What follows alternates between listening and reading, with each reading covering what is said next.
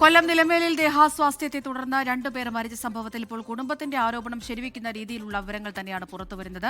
മരിച്ച റഷീദ ബീവിയുടെ പോസ്റ്റ്മോർട്ടം നടപടികൾ പൂർത്തിയായിട്ടുണ്ട്. ഈ പ്രാഥമിക റിപ്പോർട്ടിൽ നിന്ന് ഈ ഭക്ഷ്യവിഷബാധ തന്നെയാണ് മരണകാരണം എന്ന് തന്നെയാണ് ലഭിക്കുന്ന വിവരങ്ങൾ. സൂര്യഗായത്രി തുടരുന്നുണ്ട്. സൂര്യഗായത്രി, നിലവിൽ ഇപ്പോൾ പ്രാഥമിക വിവരങ്ങൾ മാത്രമാണ് ലഭ്യമായിരിക്കുന്നത് ഈ പോസ്റ്റ്മോർട്ടം റിപ്പോർട്ടിൽ നിന്ന്. എന്താണ് പോലീസിന്റെ വിശദീകരണം ഇതുമായി സംബന്ധിച്ച്? റഷീദ ബീവിയുടെ പോസ്റ്റ്മോർട്ടം റിപ്പോർട്ടിലെ പ്രാഥമിക വിവരങ്ങളാണ് ഈ പുറത്തു വന്നിരിക്കുന്നത്. അത് കുടുംബം ഉന്നയിക്കുന്ന ആരോപണങ്ങൾ സ്ഥിരീകരിക്കുന്ന വിവരമാണ് പുറത്തു വന്നത് എന്നുള്ളതാണ് ഏറ്റവും പ്രധാനപ്പെട്ട കാര്യം. ഈ പോയ 6 പേരിൽ 3 പേർക്ക് മറ്റ് ആരോഗ്യ പ്രശ്നങ്ങളൊന്നും ഇല്ല എന്നുള്ള കാരണത്താൽ ഭക്ഷ്യവിഷബാധ തന്നെയാണോ ഇവരുടെ മരണത്തിന് കാരണമായത് എന്നുള്ള സംശയം ഈ വാർത്ത വന്നതിന് പിന്നാലെ തന്നെ ഉയർന്നിട്ടുണ്ടായിരുന്നു. പക്ഷേ നിലവിൽ ഇപ്പോൾ ഈ പ്രാഥമിക വിവരത്തിൽ പറയുന്നത് ഭക്ഷ്യവിഷബാധ തന്നെയാണ് റഷീദ ബീവിയുടെ മരണത്തിന് കാരണം എന്നുള്ള വിവരങ്ങളാണ് ഈ പുറത്തു വന്നിരിക്കുന്നത്. പക്ഷെ അപ്പോഴും കൂടുതൽ സ്ഥിരീകരണത്തിനായി പത്തോളജി റിപ്പോർട്ട് കൂടി വരണമെന്നുള്ള കാര്യമാണ് പോലീസ് വ്യക്തമാക്കുന്നത്. അത് കഴിഞ്ഞാൽ മാത്രമേ കൂടുതൽ നടപടികളിലേക്ക് കടക്കുകയുള്ളൂ. ചടയമംഗലം പോലീസാണ് ഇത് സംബന്ധിച്ചുള്ള അന്വേഷണം നടത്തി വന്നിട്ടുണ്ടായിരുന്നത്.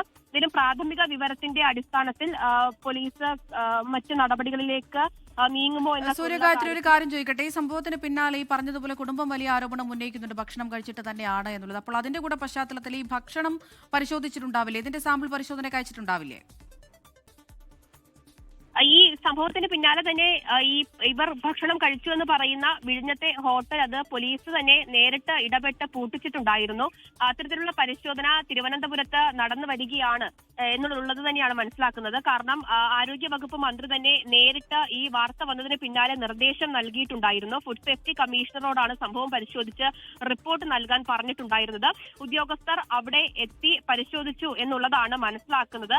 മത്സ്യം കഴിച്ചാണ് ഇത്തരത്തിൽ ദേഹാസ്വാസ്ഥ്യം ഉണ്ടായത് അല്ലെങ്കിൽ ഈ മരണം സംഭവിച്ചത് എന്നുള്ള കാര്യമാണ് കുടുംബം പറഞ്ഞിട്ടുണ്ടായിരുന്നത്. അതുകൊണ്ട് തന്നെ അതുമായി ബന്ധപ്പെട്ടുള്ള സ്ഥിരീകരണം ഇതുവരെയും ആരോഗ്യ വകുപ്പിന് വന്നിട്ടില്ല എന്നുള്ളതാണ്. ഇപ്പോൾ പ്രാഥമികമായിട്ടുള്ള പോസ്റ്റ്മോർട്ടത്തിന്റെ വിവരങ്ങൾ പുറത്തു വരികയാണ്. അതുകൊണ്ട് തന്നെ കൂടുതൽ നടപടികളിലേക്കും പരിശോധനകളിലേക്കും കടക്കുമെന്നുള്ളത് തന്നെയാണ് മനസ്സിലാക്കുന്നത്. എന്തായാലും ഈ വാർത്ത വന്നതിന് പിന്നാലെ തന്നെ ആരോഗ്യ വകുപ്പ് മന്ത്രി വീണ ജോർജ് വിഷയത്തിൽ ഇടപെടുകയും ഫുഡ് സേഫ്റ്റി കമ്മീഷണറോട് പരിശോധിച്ച് റിപ്പോർട്ട് നൽകാൻ പറയുകയും ചെയ്തിട്ടുണ്ടായിരുന്നു.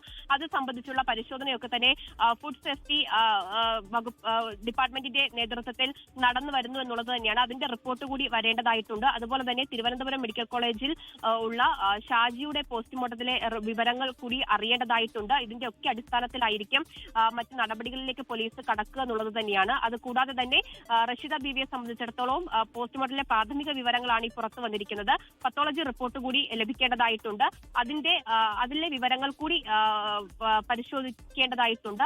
ഈ പറഞ്ഞതുപോലെ കൂടുതൽ ഒരു സ്ഥിരീകരണം ലഭ്യമാകണമെങ്കിൽ ഈ പത്തോളജി റിപ്പോർട്ട് കൂടി ലഭ്യമാകേണ്ടതുണ്ട്. ആ റിപ്പോർട്ട് എന്നത്തോടു കൂടി ലഭിക്കുമെന്നാണ് സൂര്യഗായത്രിയെ പ്രതീക്ഷിക്കുന്നത് പോലീസ്. അമൃത, നിലവിൽ ഏകദേശം 3-4 ദിവസം എടുക്കും പത്തോളജി റിപ്പോർട്ട് ലഭിക്കാൻ എന്നുള്ളതാണ് മനസ്സിലാക്കാൻ സാധിക്കുന്നത്. ഈ റഷീദ ബീവിയുടെ കാര്യം മാത്രമല്ല, ഷാജിയുടെ കാര്യത്തിലും അതുപോലെ പത്തോളജി റിപ്പോർട്ട് ലഭിക്കേണ്ടതായിട്ടുണ്ട്.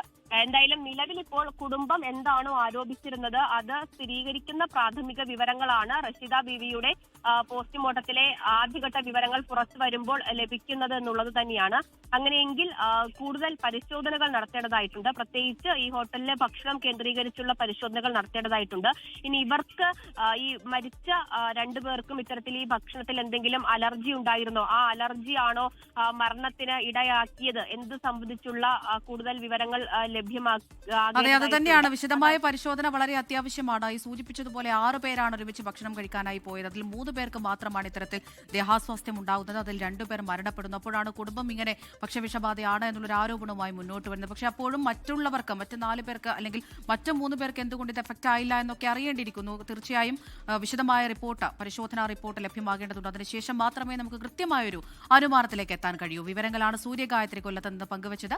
ലോകത്തെവിടെയായാലും ഏത് സമയത്തും 24 വാർത്തകളും ഓഗ്മെന്റഡ് റിയാലിറ്റി പാക്കേജുകളും എക്സ്പ്ലെയിനറുകളും വിശദമായി കാണാൻ ഞങ്ങളുടെ യൂട്യൂബ് ചാനൽ നിങ്ങൾക്ക് സബ്സ്ക്രൈബ് ചെയ്യാം.